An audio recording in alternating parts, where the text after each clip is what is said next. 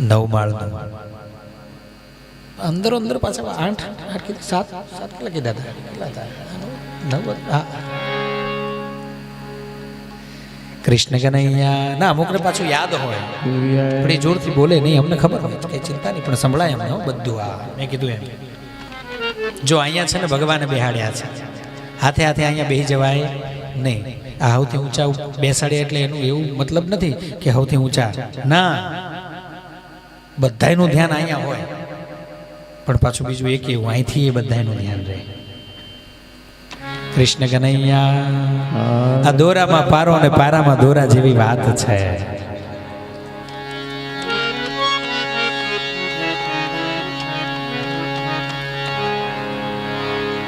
ભગવાન કપિલનો જન્મ થયો છે અને સાંખ્ય શાસ્ત્રની ઉત્પત્તિ કરી છે ભગવાન માતા દેવહૂતિના પ્રશ્નોનું નિરાકરણ કરી અને માને પોતાના શરણે લીધી છે કૃષ્ણ કનૈયા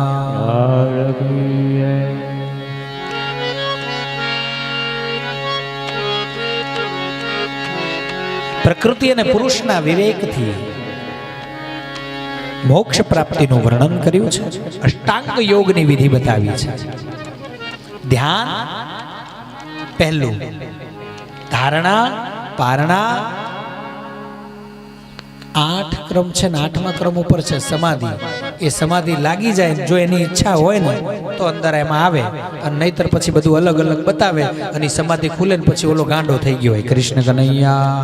કારણ કે આ તો તંત્ર છે આ શું છે તંત્ર છે આ સૃષ્ટિના 3 નિયમો છે 3 બંધારણ છે સૌથી મોટા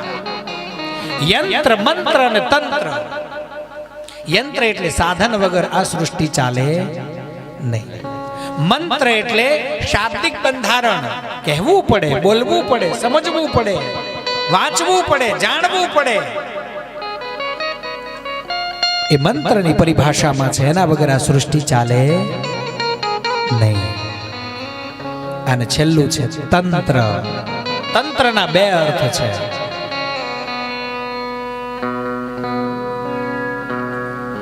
કોઈ અવળી વાતને સવળી કરવા માટે થઈને પ્રયોગાત્મક ક્રિયા થાય એને પણ તંત્ર કહેવાય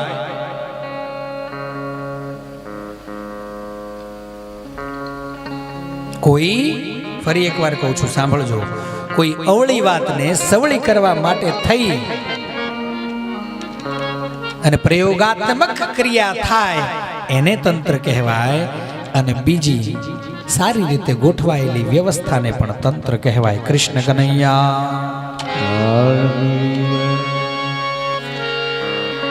એવો આ ત્રીજો સ્કંદ શ્રી ઠાકોરજીના ચરણ કમળમાં અર્પણ કરતા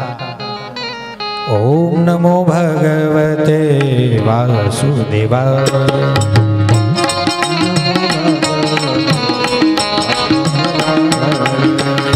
ધ્રુવાય કૃતો યજ્ઞો ધ્રુવાય પરિકલ્પિતઃ ધ્રુવસ્ય યજ્ઞ સામેન વાસુદેવં નતોસ્મિતમ ચોથા સ્કંદનો પ્રારંભ સ્વયંભૂ નામના જે મનુ છે એના વંશને કહેવાનો પ્રારંભ કર્યો છે મૈત્રેય મહર્ષિએ